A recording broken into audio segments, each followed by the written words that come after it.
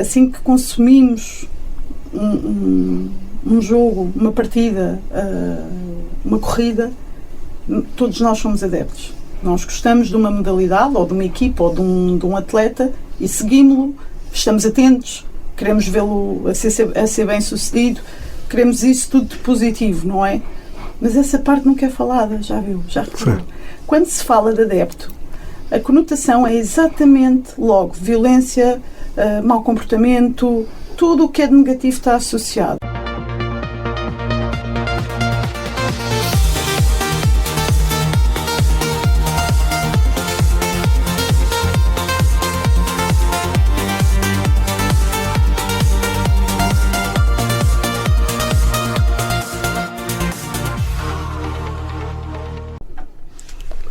Soraya, em nome do Panathon Clube de Lisboa, agradecer a sua participação e presença neste podcast, o podcast da Ética em Jogo.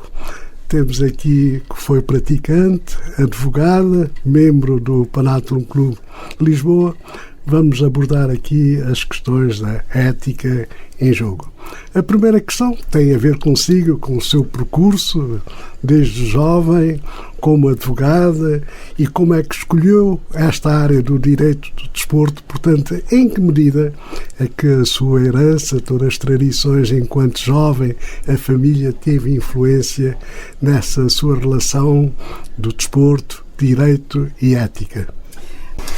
Olá, Jorge, e desde já agradecer o convite do Panathon para estar deste lado da barricada. O Ética em Jogo foi um podcast que começou agora recentemente e já estive aí desse lado, estou habituada a estar desse lado, mas a iniciativa agora de também dar a conhecer um pouco os membros da direção, quem está por trás, quem faz o trabalho, também é de louvar e não posso deixar de começar por enaltecer essa iniciativa.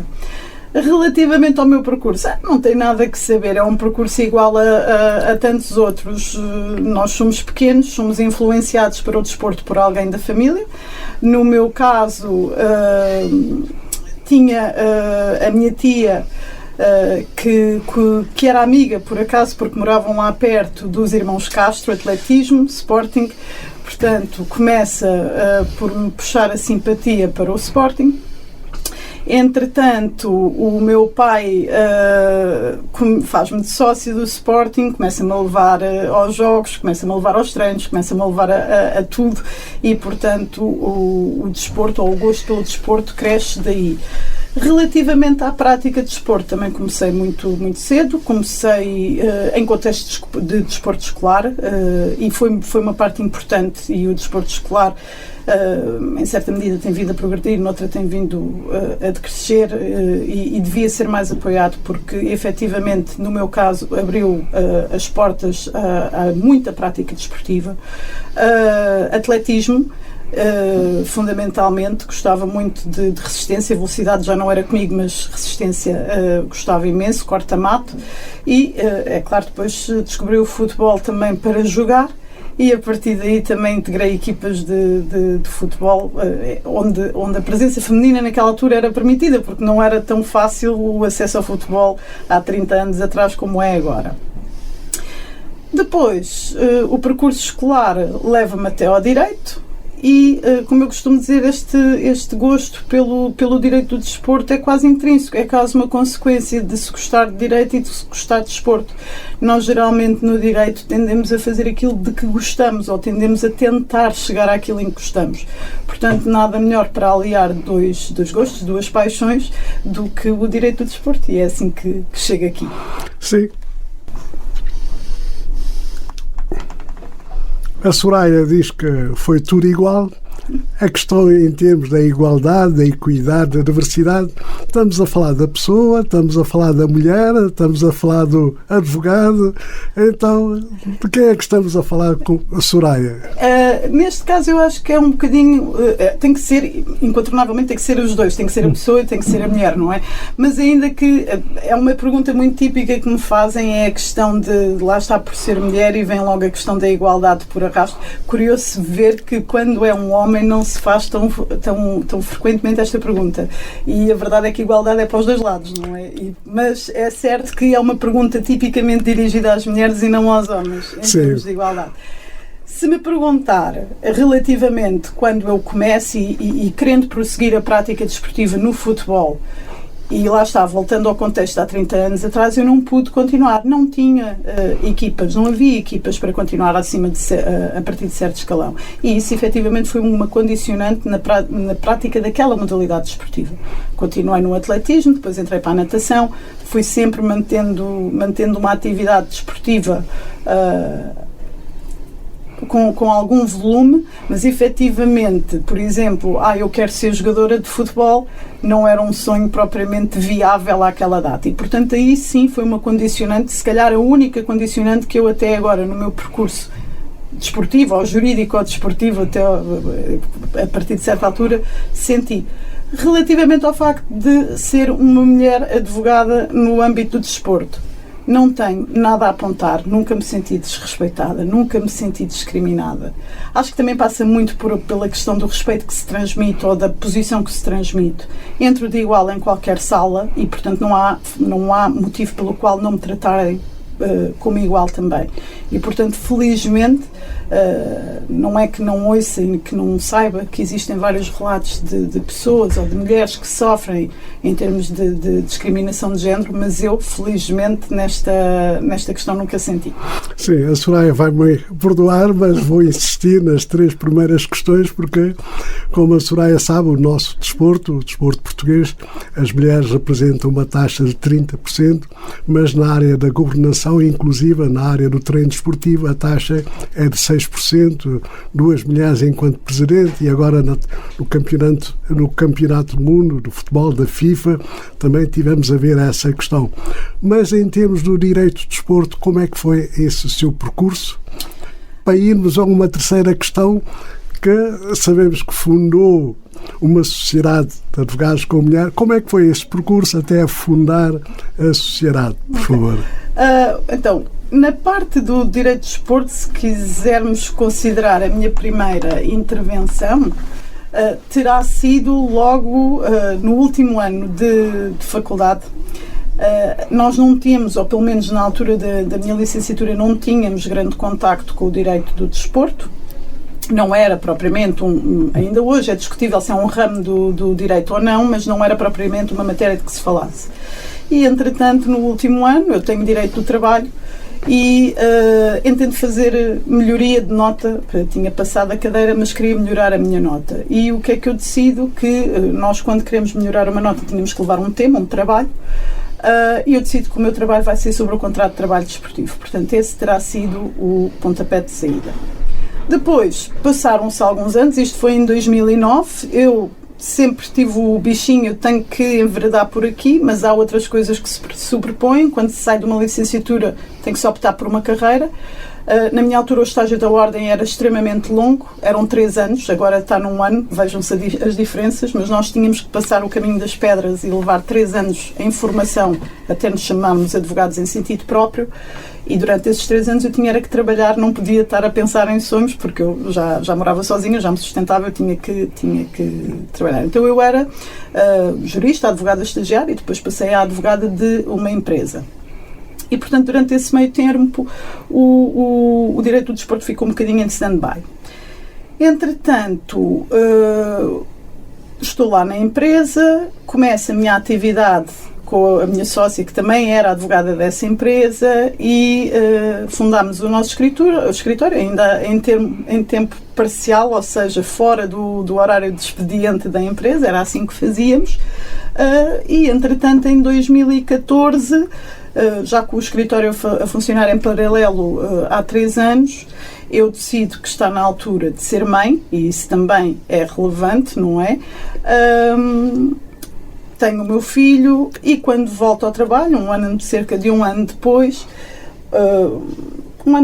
cerca de 9 meses depois de voltar de ser mãe, que o miúdo tinha 9 meses quando eu tomei esta decisão, eu decido que o meu cérebro está um bocadinho em papas, está em modo mãe, precisa ali de um choquezinho para voltar a raciocinar ou para voltar a estar espavitado, e decide então que está na hora de prosseguir outra vez o sonho, e entro numa pós-graduação de Direito do Desporto que naquela altura a Faculdade de Direito da Universidade de Lisboa, a Clássica, que é a minha alma mater, estava a dar, e a partir daí enveredo e nunca mais largo. Já fiz tenho 2 pós-graduações, tenho um mestrado internacional em Direito Internacional do Desporto, feito em Madrid, candidatei-me agora recentemente ao doutoramento, onde espero desenvolver matérias desportivas, e foi sempre a andar. Bom, vamos a tomar as decisões. Tenho aqui umas notas. Portanto, há decisões que são juridicamente repreensíveis, mas que deixam algum desconforto em termos da ética. Portanto, qual é a fronteira? Será que existe alguma fronteira entre o que é o legal e depois o eticamente correto? Embora o legal é correto, sim.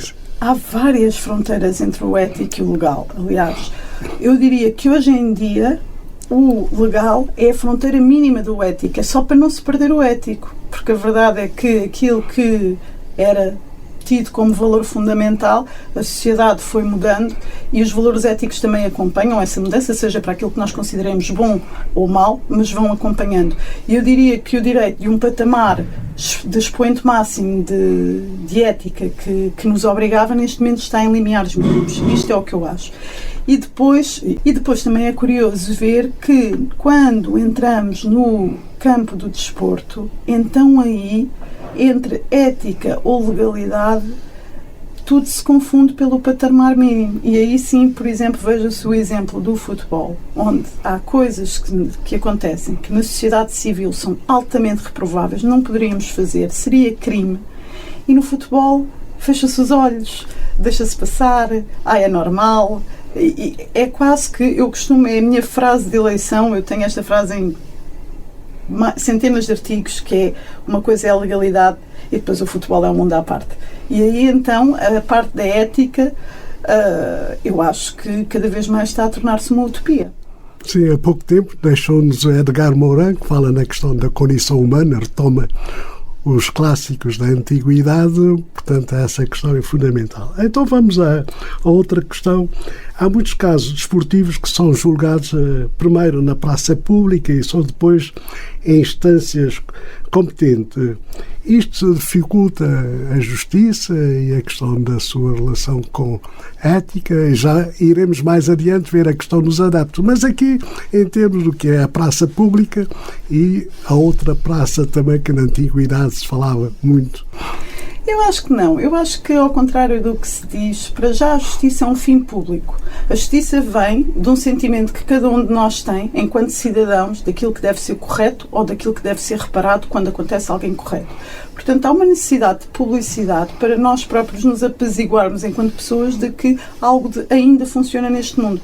Portanto, a maneira como se discute os casos, aí sim eu posso pôr algumas reservas da maneira como eles se discutem ou se expõem em praça pública, mas acho sim que devem ser expostos. A justiça, se é um fim público, não existe justiça privada, nós não podemos fazer justiça com a transparência. E nós não podemos fazer justiça com as nossas próprias mãos, não é? Então, se a justiça é um fim público e se nós temos que nos sujeitar à justiça pública que nos é imposta por lei, então é, no mínimo, atendível que nós possamos saber os contornos, o que se está a passar e, no fim, o desfecho do que quer que seja que está a ser discutido. Porque é mesmo uma questão de valor moral intrínseco a nós, saber que a justiça está a ser aplicada ou não e em que termos. Não é só dizer, fez justiça porque aquela pessoa fez aquilo, ele levou esta pena. Não, a pessoa quer saber concretamente o que é que fez. Agora, é claro que eu concordo que se ressalve certas coisas. O segredo de justiça, quando o mesmo deve ser salvaguardado, ou seja, quando ainda se está numa fase de investigação, para não haver ali o perigo de perda de prova ou por outras circunstâncias que sejam especialmente ponderáveis, sim, mas também deve ser só utilizado, o segredo só deve ser utilizado na estrita medida do necessário e enquanto for necessário. A seguir, sim, deve vir para a praça pública. E isto não quer dizer lavar roupa suja em público, que é uma coisa completamente diferente, e isso é fácil fazer. Agora, as pessoas terem o sentimento de que a justiça está a funcionar é da melhor coisa que pode acontecer. Até devia vir mais para a próxima. É uma forma de prestar contas, a transparência e uma forma da educação cívica em geral. Eu sou sempre a favor de quanto mais nós formos um livro aberto e metermos as cartas em cima da mesa, menos há por onde atacar. Sim. A outra questão, nesta perspectiva, qual foi para si o maior dilema ético que viveu no desporto e que aprendeu com ele, portanto, e que transporta para a sua família, para a sua atividade profissional, as suas relações sociais. Portanto, em que medida é que esta aprendizagem... Não sei se será um dilema ético ou se será um dos maiores valores que levo para a vida e que tento incutir na minha família, que é o saber perder. Saber perder, para mim, é mais importante que saber ganhar. Porque saber ganhar é fácil. É só colher os louros do esforço que nós fizemos. Porque se ganhamos é porque nos esforçamos. A não ser que seja agora eu percebo que a sociedade caminha para a inclusão, mas eu acho que não se deve premiar sem haver vitória. Porque faz parte ganhar, faz parte perder. E hoje em dia, se calhar, está a faltar saber perder.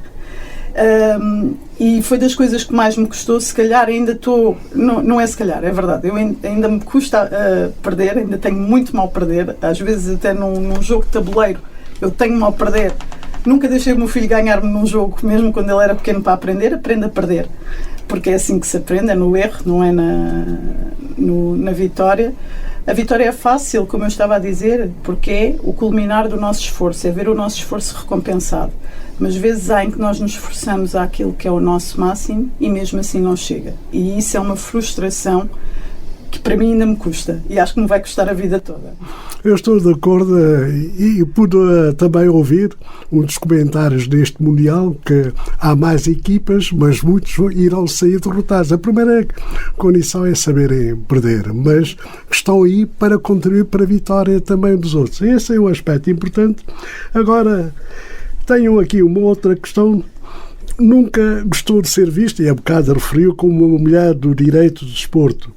Ainda sente uma presença crescente de mulheres que está a transformar a forma como as mulheres são encaradas, o papel que as mulheres poderão ter na sociedade, porque o desporto também vai refletir nas empresas, na família, nos vários campos.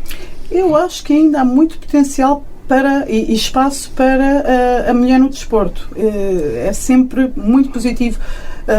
Quando vejo uma mulher se ingrar no desporto, gosto imenso. Quando vejo que há mulheres, equipas de arbitragem completamente femininas a apitar jogos masculinos e séniores e profissionais ainda, porque há todo um caminho, não é?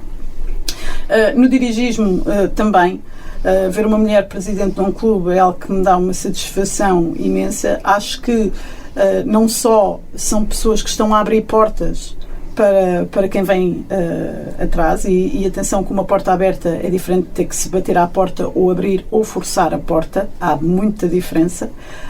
Até uma porta encostada é diferente de uma porta fechada. E portanto o caminho fica mais fácil e só há que agradecer a quem passa as chagas de Cristo para lá chegar primeiro. No entanto, também acho que não é o caminho a imposição.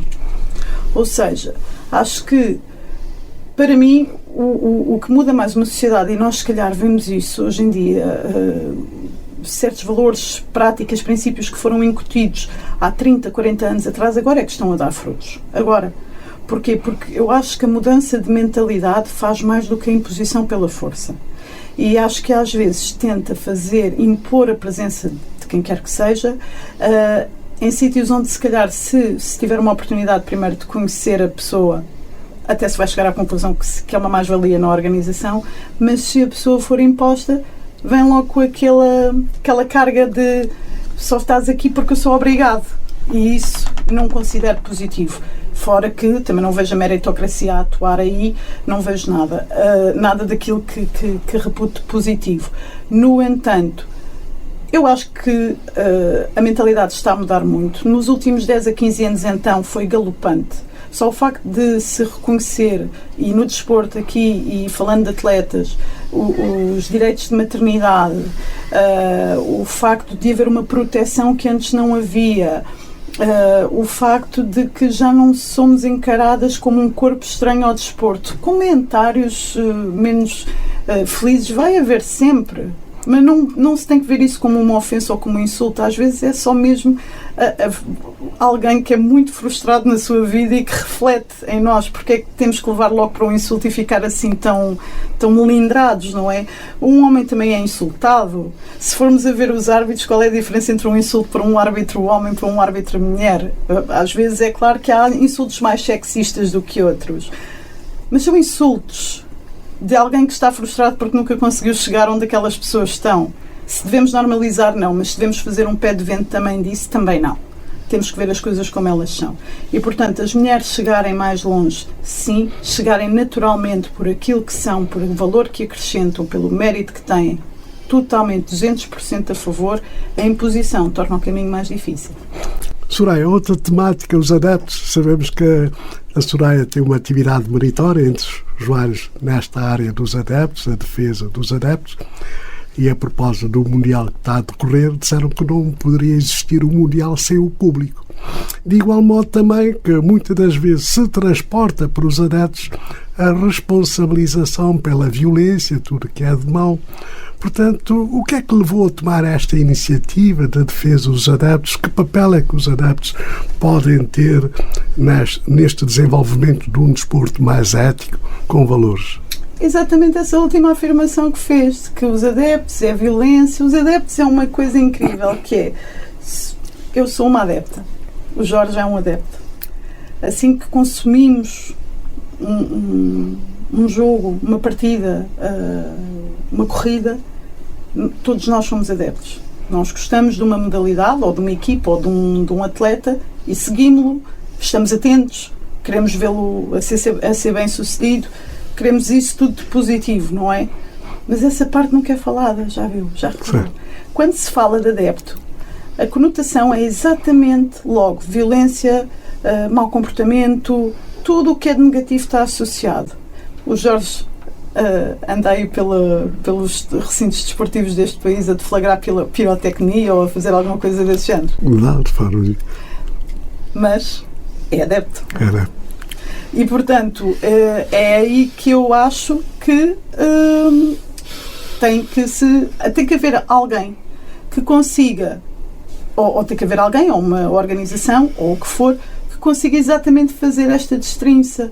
Tem que se começar, não é só dizer, não se leva à parte pelo todo, isso já são frases feitas muito usadas. Mas lembremos-nos, quando nós damos o adepto como uma conotação negativa, nós estamos a falar de nós próprios. Quando dizemos, aqueles selvagens que vão à bola, eu vou à bola, eu levo o meu filho à bola certo. Comigo. Por eu entrar, por eu estar lá, por eu vibrar, por eu fazer isso tudo, eu sou alguma vândala ou alguém que não tem consciência de se comportar. Agora vão dizer, não, mas quando se fala, estamos a falar de claques. Não, quando se fala de adeptos, está-se a falar de adeptos e é sempre negativo. Depois às claques está associada ainda uma conotação pior. Mas o adepto a palavra adepto está com uma carga negativa demasiado grande para ser ignorada, especialmente quando, na verdade, todos somos de alguma coisa.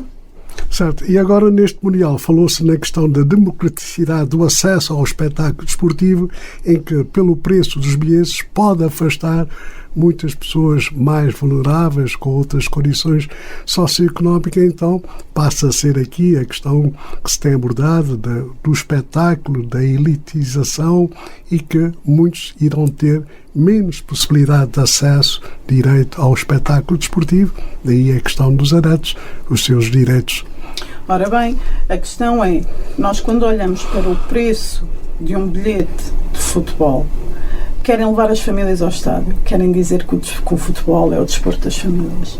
Mas uma família de 4 pessoas ir a um jogo neste Mundial, uma família de classe média portuguesa, é impensável. É impensável, Sim. Não dá.